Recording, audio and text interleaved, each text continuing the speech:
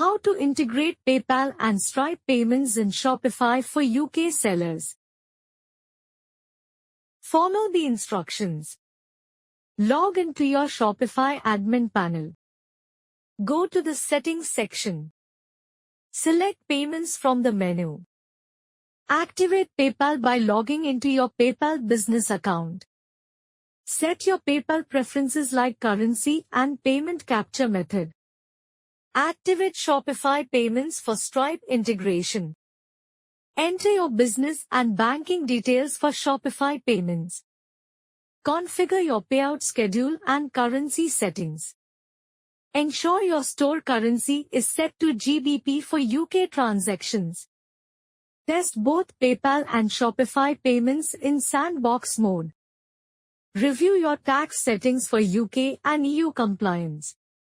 Publish your store and start selling online. Thank you for watching.